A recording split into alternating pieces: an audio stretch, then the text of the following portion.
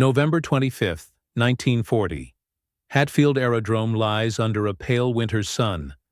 The field stiff with frost and the air so cold that mechanics' breath drifts like steam over the tarmac. From a distance, the machine looks fragile. A sleek, wooden fuselage glinting faintly. Twin Merlin engines waiting in silence. Engineers huddle by the hangar, collars turned up, eyes locked on the strange craft. It carries no guns, no armor, no defensive turrets, just polished plywood and a promise. The test pilot eases the throttles forward. The engines roar to life, a sharp metallic note that cuts across the empty field. The bomber begins to roll, skimming over the frozen grass before lifting cleanly into the air. Light, graceful, almost impossible. Within seconds, it vanishes into cloud. Those watching below know they've just witnessed something extraordinary. An unarmed aircraft climbing faster than the fighters meant to protect it. The designers had staked their reputations on a bold idea, that speed itself could be the ultimate defense. And as the wooden plane fades into the gray English sky, one thought hangs in the frozen air. If it works, it could change the war. In the winter of 1939, as Europe slipped once more into the darkness of war, Britain faced a terrifying equation. The Luftwaffe had already shown its teeth in Poland, moving with speed and precision that shocked the continent. German bombers, sleek and heavily armed, had devastated Warsaw and crushed resistance in weeks. To the west, Britain's Royal Air Force watched and learned and worried. The skies of Europe would not belong to the brave alone. They would belong to those who could fly faster, higher, and farther than the enemy's reach. Inside the Air Ministry, the mood was cautious, bureaucratic, and deeply traditional. The prevailing doctrine insisted that a bomber needed guns, many of them, defensive turrets, armor plating, and crews to man them. The lesson of the Great War still lingered. A bomber without guns was a suicide mission. Yet, outside this cautious circle in a modest workshop in Hatfield, one man was quietly defying every accepted rule. His name was Geoffrey de Havilland, an aircraft designer whose imagination had carried him beyond convention. Where the Air Ministry saw metal, he saw wood. Where they demanded gunners, he envisioned speed. His conviction was simple and radical, that a bomber could survive not by fighting its way out, but by never being caught at all. Britain's factories were already stretched to the limit. Aluminum and steel were strategic lifelines, needed for hurricanes, Spitfires, and heavy bombers. De Havilland proposed something that seemed absurd: to build a high-performance aircraft almost entirely from wood. The wings, fuselage, and even internal framing would be crafted from birch, spruce, and balsa, materials that did not demand the same industrial supply chains and could be shaped in workshops across the country. Cabinet makers, piano builders, and furniture craftsmen could contribute. It was wartime ingenuity at its most desperate and most brilliant. When the proposal reached the Air Ministry in late 1939, it was met with polite disbelief. Officials scoffed. An unarmed wooden bomber? A furniture plane? It sounded like a fantasy, unfit for the brutal skies over Europe. The ministry demanded more practical projects, aircraft with guns, armor, and proven methods. Yet, as 1940 unfolded and the Battle of Britain raged, the tone in London began to change. The Luftwaffe's raids on English cities were relentless, and the cost of traditional bombers grew unbearable. Every sortie meant more losses, more aircrews never returning. The RAF needed something that could strike hard and escape cleanly. In September 1940, with the war tightening its grip, de Havilland was granted reluctant approval to proceed with his prototype. It was a narrow victory, a contract for a single experimental aircraft, more a gesture than a commitment. But de Havilland's team, fueled by belief rather than bureaucracy, began work immediately. Engineers studied how to blend aerodynamics with carpentry, how to carve strength from layers of birch and balsa, how to make wood behave like metal in the slipstream. They designed a smooth, seamless skin that would carry structural loads without the rivets or joints that slowed metal planes. At its heart would be two Rolls-Royce Merlin engines, the same power plants that roared within the Spitfire and Hurricane, engines that symbolized British resilience. Every test, every calculation, was a wager. The Mosquito, as it would come to be named, had no turret and no armor plate. Even its windshield was lighter than regulation. The gamble was total. If speed failed, so would everyone aboard. But if it succeeded, it could rewrite air warfare. De Havilland's engineers worked through blackouts and air raids, their workshops trembling under the thunder of German bombs. In the hangars at Hatfield, they built by lamplight, with glue, clamps, and patience. By late November 1940, the first prototype stood complete, pale, aerodynamic, almost delicate. A bomber with the heart of a race plane. Its maiden flight, witnessed by a handful of cold, anxious men, was not just a test of engineering. It was a test of belief. And when the aircraft rose into the gray sky and kept climbing, faster than the fighters meant to guard it, de Havilland's dream took form. Britain had something new, a weapon of speed, not brute force. Yet this was only the beginning. To prove its worth, the Mosquito would need to move from an audacious prototype to a production machine capable of war. That transformation would test not only its builders, but the very fabric of Britain's wartime industry. The prototype's success at Hatfield had stunned even its skeptics. On paper, it had promised to be fast. In flight, it was faster than anything the British had yet built. But a single aircraft could not change a war, not without production, and not without belief. For Geoffrey de Havilland and his engineers, the battle had only just shifted from the skies to the corridors of bureaucracy. Within the Air Ministry, old arguments persisted. Senior officials could not fathom a bomber without armor or guns, and even those impressed by the prototype doubted whether such a design could be mass-produced under wartime conditions. Yet reality was already on de Havilland's side. Britain's heavy industries were straining under the demands of steel and aluminum. Wood, humble, abundant, renewable, became the unexpected key to solving an industrial crisis. In 1941, production orders were finally approved. The design was now officially named the de Havilland Mosquito, a title that fit perfectly. Small, agile, and deadly when provoked, de Havilland's engineers broke their aircraft down into components that could be built across the nation. Piano factories, coach builders, and furniture workshops suddenly became part of Britain's war effort. In tiny rural towns, cabinet makers shaped the future of aerial warfare with planes, glue, and sandpaper. The Mosquito structure was its own revolution. A balsa birch sandwich, each layer bonded under pressure to form a monocoque shell, light, strong, and smooth. The result was astonishing. The fuselage required no internal bracing, no riveted panels, and no exposed seams. It slipped through the air cleanly like an arrow of polished wood. This wooden miracle wasn't just an act of craftsmanship. It was a feat of engineering precision. Every surface was measured to exact tolerances. The wing spars, made of laminated spruce, carried loads heavier than some all-metal counterparts. The adhesive, a specialized casein, and later a synthetic resin, became the silent hero of the design, holding together what enemy propaganda would mock as a plywood folly. But the Luftwaffe would soon discover that this folly could outrun almost anything they sent against it. As the first production models rolled out of Hatfield and Leavesden, the RAF began testing their potential roles. At first, Bomber Command viewed the Mosquito as an unarmed fast bomber, ideal for precision strikes where speed mattered more than payload. But the air staff soon saw its versatility.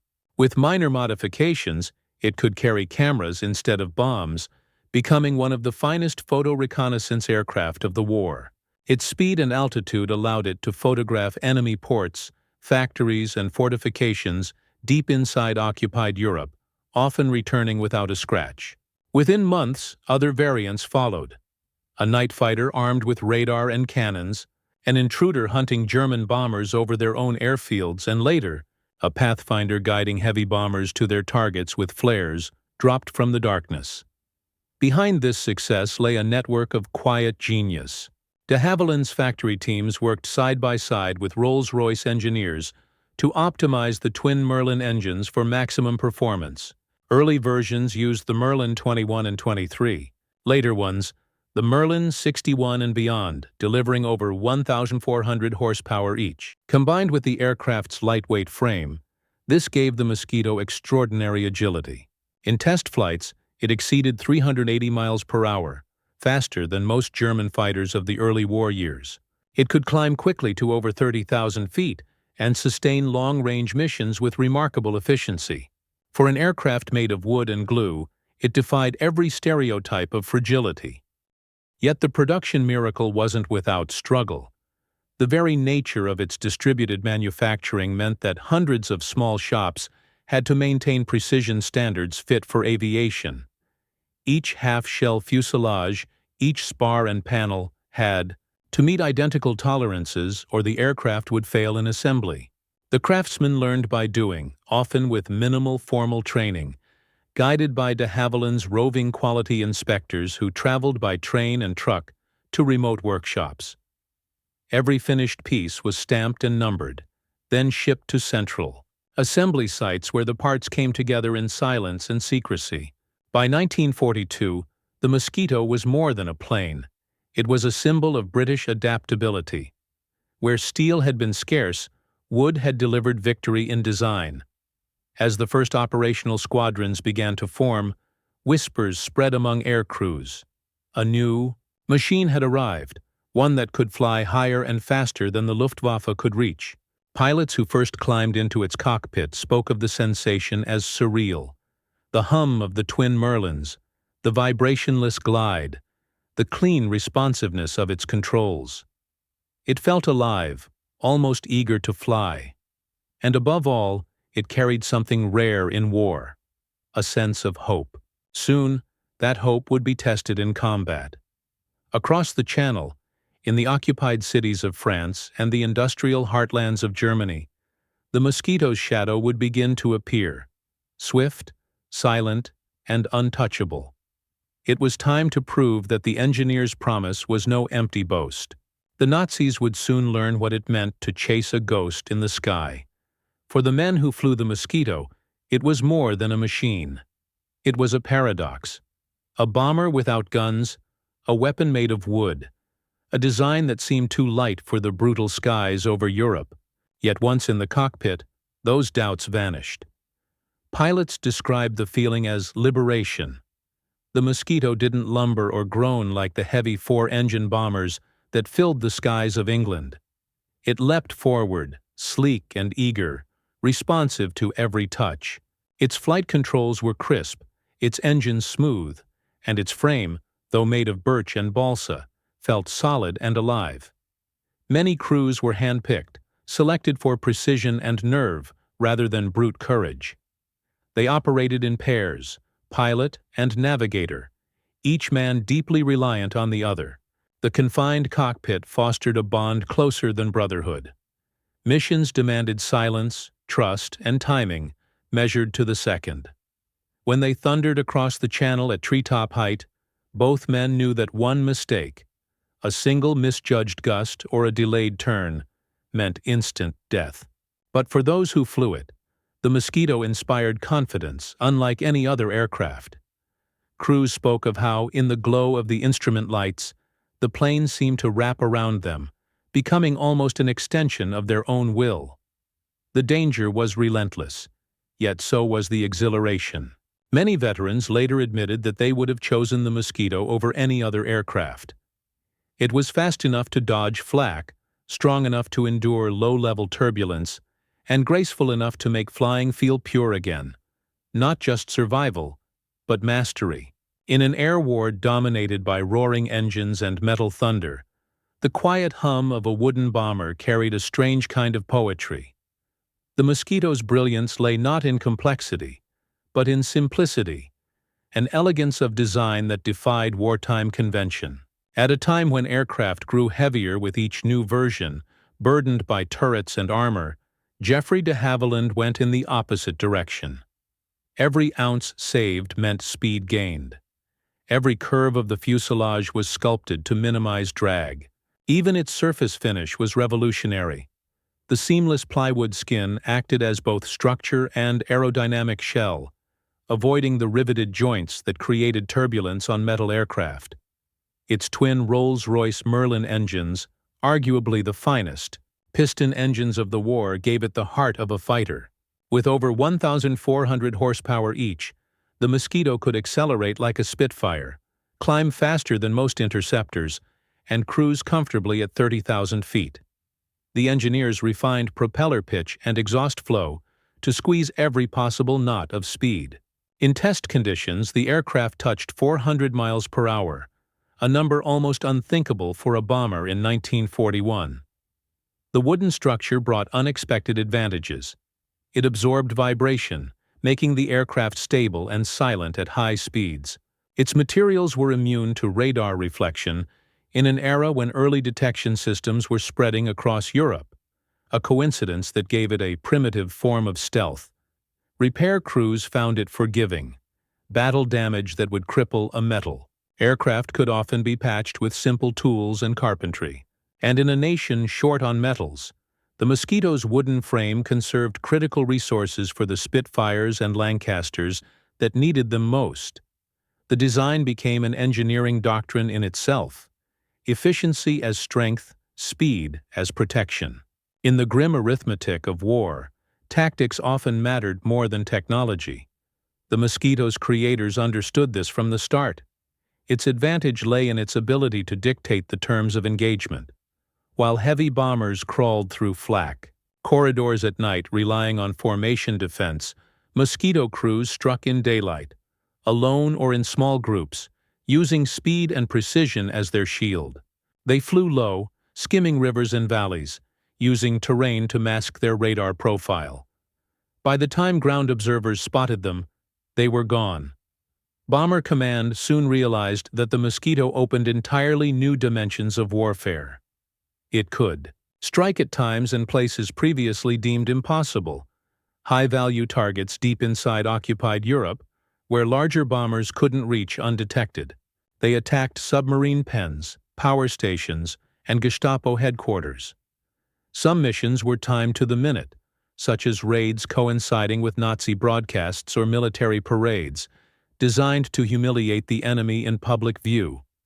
The aircraft's agility allowed crews to make surgical strikes, to hit a single building, a bridge span, or even a prison wall without leveling entire districts. The precision was unprecedented, and so was the morale effect. Luftwaffe pilots scrambled to intercept them, but the Mosquito was almost untouchable. Even when caught, its acceleration allowed it to break away before enemy fighters could close the distance. For the RAF, it became a symbol of defiance, a weapon of finesse in a war that had grown monstrous. Each sortie was a demonstration that brains could triumph over brute force, that design could achieve what armor could not. The Mosquito wasn't just changing how Britain fought. It was redefining what a bomber could be. The Mosquito's first combat operations sent ripples of disbelief through the Luftwaffe. German radar stations would detect a fast-moving contact crossing the channel, but by the time interceptors were scrambled, the intruder had already struck and vanished. At first, intelligence officers dismissed reports of wooden aircraft as Allied disinformation. It seemed absurd that something built of plywood could outfly the Reich's most advanced metal fighters. But reality became impossible to ignore. By 1942, Mosquito raids were harassing key installations deep in occupied Europe, factories, communication centers, and even Berlin itself. Reichsmarschall Hermann Göring was particularly humiliated. He had once boasted that no enemy aircraft could ever breach the airspace above the German capital. Yet on January 30, 1943, the anniversary of Hitler's rise to power, Mosquito bombers arrived over Berlin in daylight. Their target was psychological as much as physical. They struck radio stations scheduled to broadcast Göring's and Goebbels' speeches live to the nation. The bombs fell precisely as the microphones went live, cutting the transmissions and filling the airwaves with static. Göring's rage became legendary. "The British," he reportedly shouted, "build a plane from wood, and they make fools of us." Despite deploying faster interceptors like the Focke-Wulf FW-190, the Luftwaffe found it nearly impossible to catch the Mosquito. Its climb rate and speed at altitude often exceeded that of its pursuers, and its light frame allowed it to maneuver away with startling ease. Even when radar operators tracked them, the response time was too slow. The Mosquito's speed rendered early warning nearly useless. The Germans resorted to ambush tactics and high-altitude patrols, but success was rare. Each failed interception eroded morale. For every squadron grounded by fuel shortages or Allied bombing, the British wooden wonder seemed to appear, everywhere from Norway to the Black Forest, striking and escaping with impunity. Behind the Mosquito's triumph stood not only engineers, but also the persistence of a few visionaries who refused to bow to bureaucracy. Geoffrey de Havilland's personal leadership style was calm, methodical, and quietly defiant. He believed in results, not rhetoric, and his confidence in the design carried his team through the skepticism of the Air Ministry. But as the aircraft's combat record grew impossible to deny, official attitudes shifted dramatically. By late 1942, the Mosquito had moved from a controversial experiment to one of the RAF's most prized assets. Production was scaled up rapidly, though not without challenges. De Havilland's decentralized manufacturing system, involving furniture makers, coach builders, and small workshops, was both a strength and a logistical headache. The Ministry of Aircraft Production struggled to coordinate hundreds of independent suppliers. Yet the efficiency of this network soon became clear. If one region was bombed, another could continue output unaffected. The Mosquito was resilient not just in design, but in manufacture. It was a national effort that blurred the line between artisan craft and industrial engineering. Strategically, the aircraft changed the way the RAF thought about air power. It proved that not every bomber had to be heavy, and not every weapon had to be built on sheer mass. Leaders such as Air Chief Marshal Sir Arthur Harris eventually acknowledged its unmatched versatility. Harris, commander of Bomber Command, and a staunch advocate of heavy bombers like the Lancaster, had once doubted the Mosquito's relevance. Yet its success in low-level precision strikes and pathfinding forced even him to admit that speed and accuracy could achieve what tonnage alone could not. De Havilland's creation had rewritten procurement philosophy itself. Innovation could thrive even amid rigid military doctrine, if only someone dared to challenge it. The Mosquito story was not just one of technology and tactics. It carried a profound moral weight. In a war increasingly defined by total destruction, by firestorms over Hamburg and Dresden, by the carpet bombing of entire cities, the Mosquito offered something different: precision. Its small payloads demanded accuracy, and its agility made accuracy possible. Crews targeted Gestapo headquarters, railway lines, prisons, and command posts with a level of discrimination few other bombers could match. They struck at the heart of tyranny with the precision of a scalpel rather than the blunt force of a hammer. 1. Of the most remarkable aspects of Mosquito operations was their deliberate intent to minimize civilian casualties where possible. Missions such as the Copenhagen Shell House raid or the Aarhus University raid demonstrated surgical precision, destroying Gestapo offices while sparing surrounding neighborhoods. For many within Bomber Command, this approach reflected a quiet rebellion against the morality of area bombing. These crews did not see themselves as city destroyers. They saw themselves as craftsmen of war, delivering justice rather than devastation. Strategically, the Mosquito embodied a new philosophy of air warfare, that speed and accuracy could replace mass and firepower. It proved that technology, when guided by restraint, could serve both military necessity and moral clarity. Each mission was an assertion of discipline amid chaos, a demonstration that innovation could preserve both lives and principles. In an era when the skies had become symbols of annihilation, the Mosquito showed that precision could still hold a place in the art of war. As 1943 approached, the stage was set for the Mosquito to prove not only its concept but its supremacy. The Allies would soon unleash it in missions that defied both geography and imagination, raids so daring and so exact that even the Luftwaffe could no longer deny the truth. The bomber the Nazis couldn't catch was about to change the rhythm of the war itself.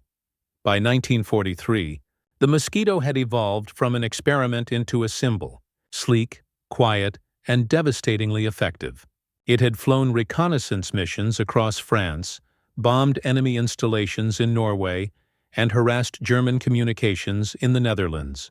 But the moment that cemented its reputation came not through statistics or doctrine, but through one audacious daylight raid that embarrassed the Nazi leadership before the entire world. It was January the 30th, 1943, the 10th anniversary of Hitler's rise to power. In Berlin, the Reich's elite gathered for a day of grand propaganda. Banners hung from columns, orchestras tuned their instruments, and speeches were prepared for live radio broadcast across the German nation. Göring and Goebbels were to speak, their words meant to reinforce the illusion of Nazi invincibility. Yet, even as the microphones were being tested, 3 Mosquitoes from the RAF's No. 105 Squadron were crossing the North Sea at treetop height, undetected by radar. Their target, the very heart of the Nazi capital. At precisely 11 a.m., as Göring was about to begin his speech, the Mosquitoes appeared above Berlin. They released their bombs with surgical precision, shattering the transmission masts and plunging the broadcast into static.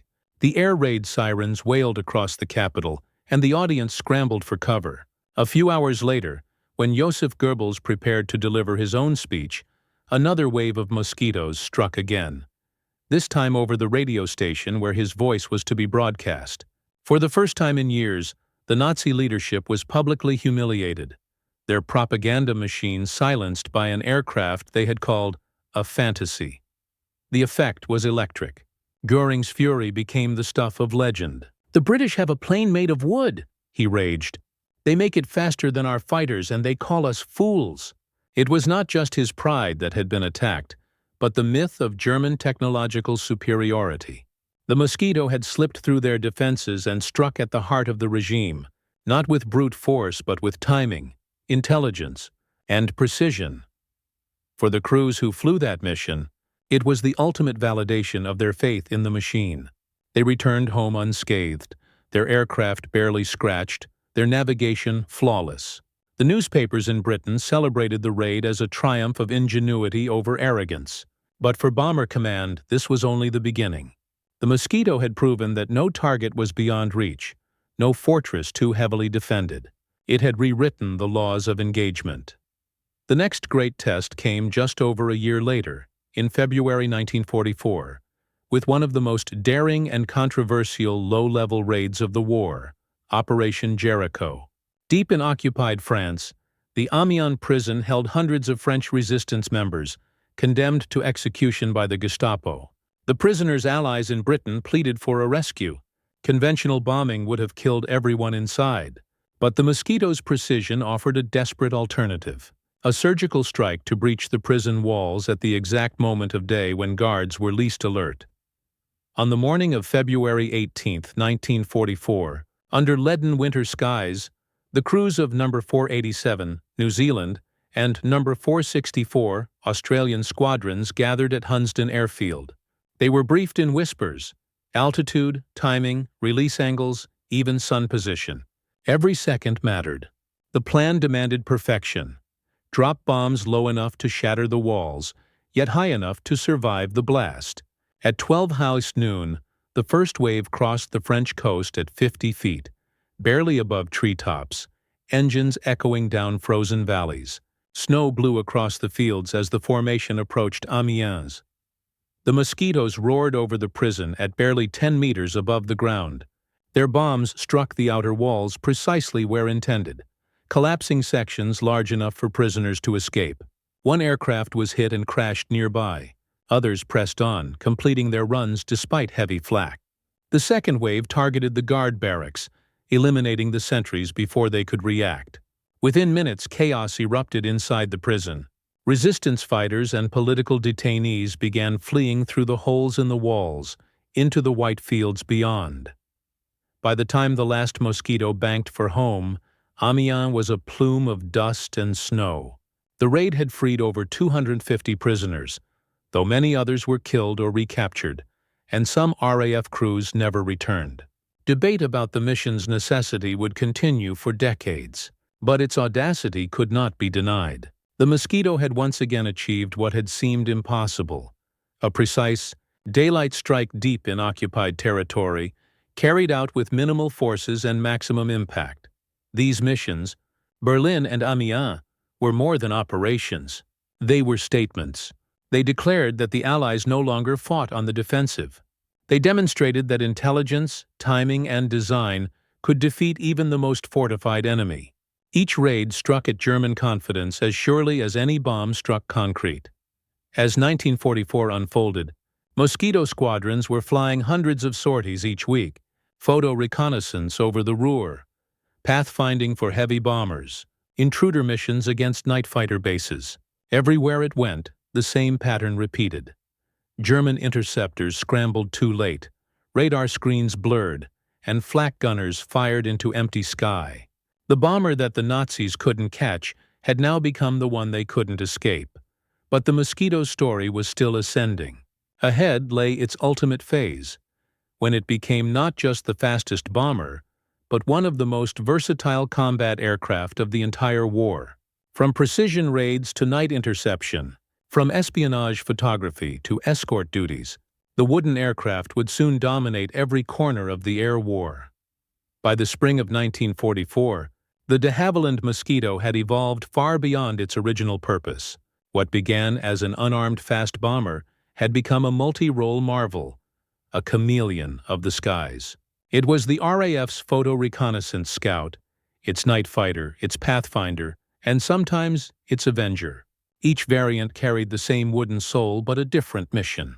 The Nazis had tried everything: faster fighters, heavier flak, radar traps, but the Mosquito was always a step ahead, a blur that appeared and vanished like a ghost.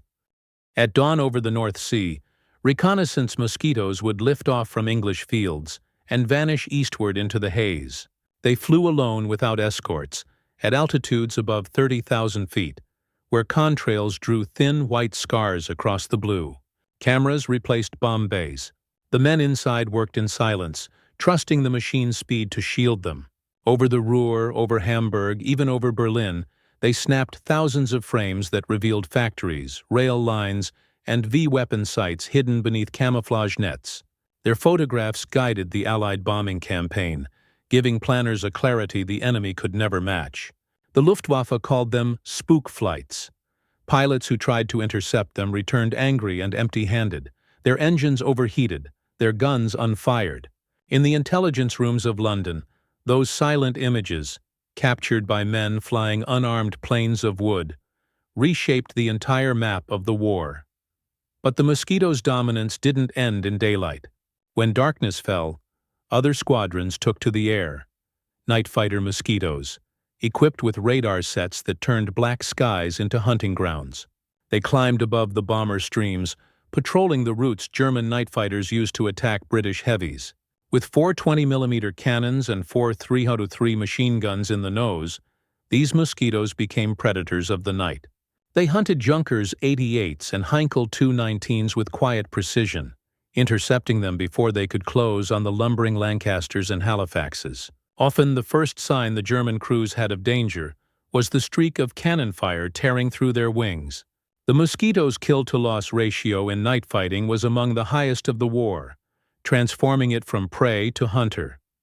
Equally dramatic were its low-level strikes, the kind that demanded absolute nerve. In October 1944, Mosquitoes of No. 140 Wing crossed into Denmark to attack the Aarhus University, where the Gestapo had set up its headquarters. The pilots came in just above the rooftops, flying so low that debris from earlier explosions struck their fuselages. Within minutes, the building lay in ruins, Gestapo files burning in the courtyard, and the pilots were already streaking back over the sea. The precision was astonishing. One building destroyed, the surrounding city spared. A few months later, in March 1945, came the legendary Copenhagen shell house raid, where Mosquito crews struck another Gestapo base with uncanny accuracy, freeing scores of resistance prisoners and crippling Nazi intelligence in Denmark. These missions combined elegance and ferocity, exact timing, split-second altitude control, and a kind of suicidal calm that only speed could grant. Even beyond Europe, the Mosquito carried its legend. Coastal Command used it to hunt U-boats along the Atlantic, diving from cloud cover to unleash rockets and depth charges before vanishing back into mist. In Burma, modified versions served the Royal Indian Air Force, their lightweight and high ceiling making them ideal for tropical operations where other bombers faltered. The same principles that made it revolutionary in Europe, simplicity, adaptability, efficiency, allowed it to thrive in climates and missions no one had foreseen. By late 1944, the numbers told the story. Mosquitoes were flying over 8,000 operational sorties per month, covering targets from Norway to Italy. German records admitted that intercepting them was nearly impossible. Even the advanced Messerschmitt Me 262, the first operational jet fighter, struggled to engage. It was faster, yes, but its engines were unreliable, its endurance short, and its climb sluggish. The wooden bomber could dive to escape, or weave low through cloud where the jet's speed became a liability. The Nazis had finally built something faster, yet still couldn't use it effectively. It was poetic, technology chasing genius, always one step behind. Every role the Mosquito took on added another layer to its legend. As a pathfinder, it guided lumbering formations of Lancasters toward their targets, marking them with colored flares that glowed against the darkness. As a fighter bomber, it destroyed locomotives, radar posts, and convoys across occupied Europe. As a psychological weapon, it humiliated the Reich, striking symbolic targets like the Gestapo headquarters in Oslo or the prison walls of Amiens. To the German people, its arrival was a reminder that the war was no longer confined to the front. It could reach anywhere, anytime, in broad daylight or the dead of night. By the final months of 1944, the Luftwaffe had been forced into reactive warfare, fighting shadows. Göring's proud air arm, once the terror of Europe, was exhausted, grounded by fuel shortages and Allied dominance. Yet Mosquito crews still flew daily, their engines slicing through the cold air above a dying Reich. For them, every sortie was proof of a simple truth, that innovation, courage, and precision could overcome even the mightiest of enemies. The Mosquito had fulfilled its promise. It was the bomber the Nazis couldn't catch, not in speed, not in ingenuity, not in spirit. But while the war in Europe was nearing its end, the story of this wooden aircraft was far from over. Its victories would echo beyond the armistice, influencing strategy, design, and the very philosophy of air warfare for decades to come. When the guns finally fell silent over Europe in 1945, the Mosquito stood not only as a triumph of engineering, but as a statistical marvel, a weapon that had defied every expectation. Its combat record was extraordinary. Over 7,700 Mosquitoes were built in total, across more than 30 major variants, serving in every theater of the war. They flew some of the most dangerous missions imaginable: reconnaissance flights over Berlin, precision raids deep into France, night fighting patrols across the North Sea. And yet their loss rate remained among the lowest of any frontline aircraft in the Royal Air Force. Where a Lancaster or Halifax might lose 1 in 20 aircraft on a single night raid, Mosquito losses were often closer to 1 in 200 sorties. Speed had achieved what armor never could: survival through elusiveness. The numbers told a quiet, decisive story. Each Mosquito carried a payload of roughly 4,000 pounds, similar to that of the early heavy bombers, but delivered it faster, farther, and with uncanny accuracy. It could strike at targets deep inside Germany without escort, often outrunning the very fighters sent to intercept it. On long-range photo reconnaissance missions, it covered 1,500 miles in a single flight, mapping entire regions of enemy territory. The intelligence gained from these missions shaped Allied strategy, the location of rocket sites, the movement of divisions, the repair patterns of German rail networks.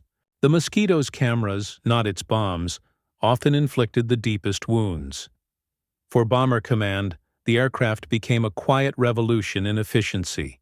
A single Mosquito raid could achieve the effect of 100 heavy bombers, but at a fraction of the cost, and with almost no casualties. Crews who had once dreaded the nightly terror of formation raids now volunteered for Mosquito squadrons. Pilots spoke of it not as a machine of destruction, but as a companion, fast, responsive, and forgiving. Many would later say it felt less like flying a bomber and more like racing a sports car through the clouds. For young airmen who had seen friends vanish in flames over Hamburg and Cologne, the Mosquito was hope made of wood and glue. The economic side of its success was equally striking. Built largely from non-strategic materials, the Mosquito saved untold tons of aluminum and steel for Britain's other war industries. Its wooden fuselage meant that production could continue even during supply shortages or bombing raids. Whole communities, furniture makers in High Wycombe, carpenters in Belfast, woodworkers in Canada and Australia, became part of the effort. The Mosquito was not only a product of the Royal Air Force, it was a product of the British people themselves. Each one carried fingerprints from hundreds of ordinary men and women whose craftsmanship helped win the war. In combat reports, the numbers turned into legends. Over 39,000 operational sorties flown, more than 1,500 enemy aircraft destroyed, including night fighters, bombers, and even V-1 flying bombs intercepted mid-air. Some Mosquitoes completed hundreds of missions without being hit. The No. 140 wing of the RAF, one of the most famous Mosquito units, flew its last raid on May 2, 1945, 3 days before Germany's surrender, striking Gestapo headquarters in Copenhagen with precision so exact it seemed almost choreographed. Military analysts after the war studied these figures in disbelief. How had an aircraft with no armor and no defensive guns achieved such success? The answer lay in its simplicity. It wasn't invincible because it was stronger. It was invincible because it refused to fight on the enemy's terms. Every sortie embodied the principle that speed, planning, and precision could neutralize brute force. In the aftermath of victory, air marshals spoke of the Mosquito with reverence. It had served every command, bomber, fighter, coastal, and even transport. It had carried cameras, cannons, and bombs, and sometimes secret agents, and in doing so, it had quietly rewritten the rulebook of modern warfare. But numbers alone could not capture its legacy. The real impact of the Mosquito went deeper, into the minds of commanders, engineers, and pilots who realized that the future of air combat had changed forever. The war had proven that this unarmored wooden aircraft could humble the mightiest air force in the world. And now, in the uneasy peace that followed, its influence was about to spread far beyond the battlefields it once ruled. The end of the war brought reflection as much as celebration. In the great halls of Whitehall and the ruins of Berlin, strategists began to study what the Mosquito had truly meant. It was not merely another aircraft on the RAF's long roster of machines. It was a weapon that had quietly redefined the philosophy of air warfare. The Mosquito had proven that speed and intelligence could do what mass destruction could not. It showed that precision was not weakness, that the measured strike could be more devastating than the endless barrage. Inside Bomber Command, this lesson came slowly but powerfully. The vast fleets of Lancasters and Halifaxes had won the war through persistence and sacrifice, yet they had done so at a terrible cost. Thousands of airmen had vanished over the Reich, consumed by the doctrine of overwhelming force. The Mosquito offered another path, one where survival and success could coexist. In post-war analysis, planners noted that its missions achieved disproportionately high results with minimal resources. The concept of the fast light strike aircraft became a cornerstone of post-war air theory. In design bureaus across Britain and America, the blueprint for the next generation of aircraft quietly began with the shadow of the Mosquito. For the Germans, the psychological impact lingered even longer. Göring's fury had not faded with defeat. It had turned to bitter fascination.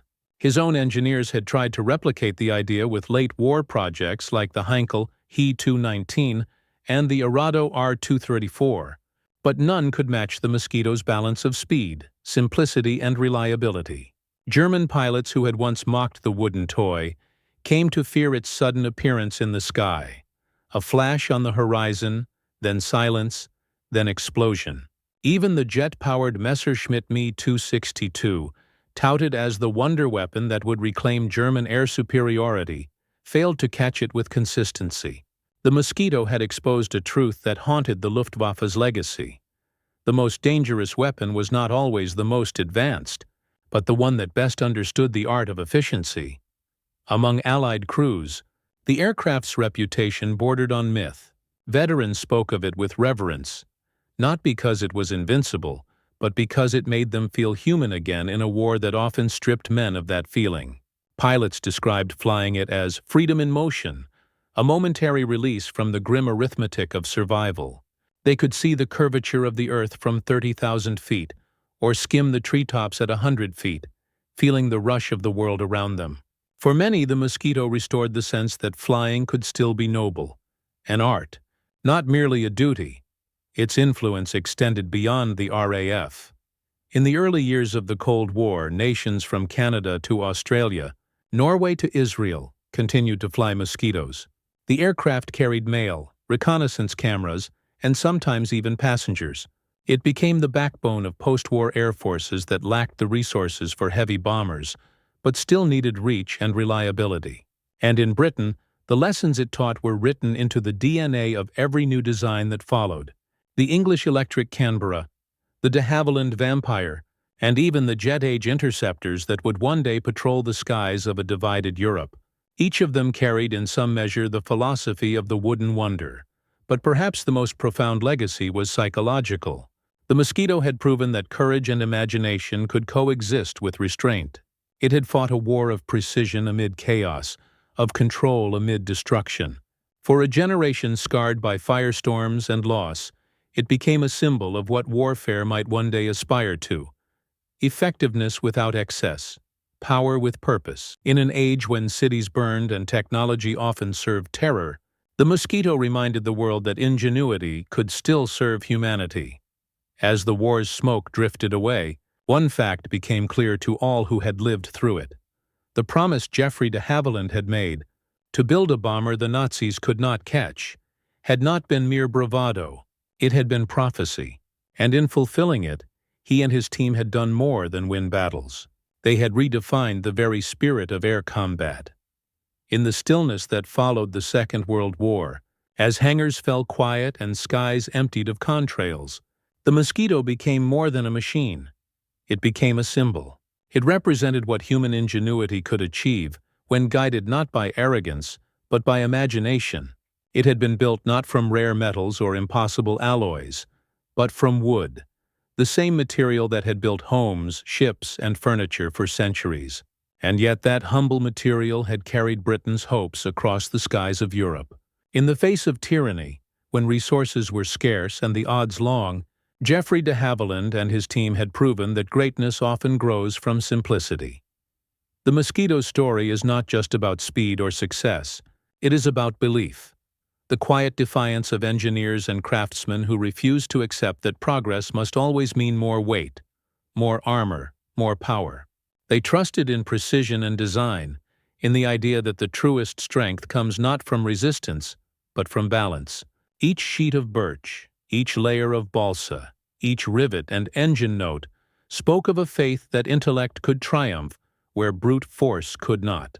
In that sense, the Mosquito was not merely a weapon of war, it was an act of creation in an age of destruction. Its legacy reaches far beyond the airfields of the 1940s.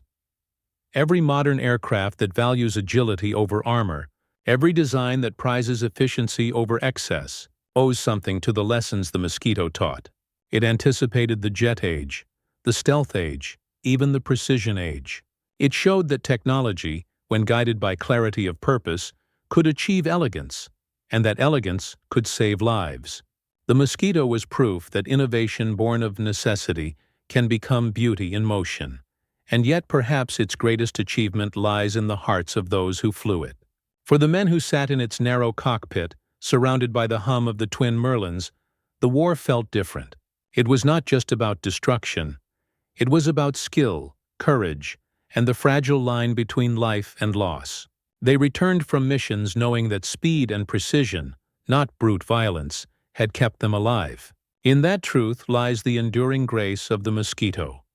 It was a weapon designed not for slaughter, but for mastery.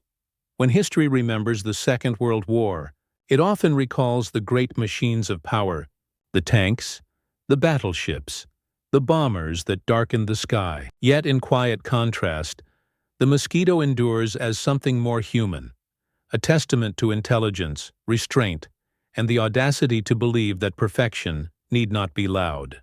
In the calm air of peace, it remains a whisper from the past, that even in humanity's darkest hour, brilliance could still take flight and soar.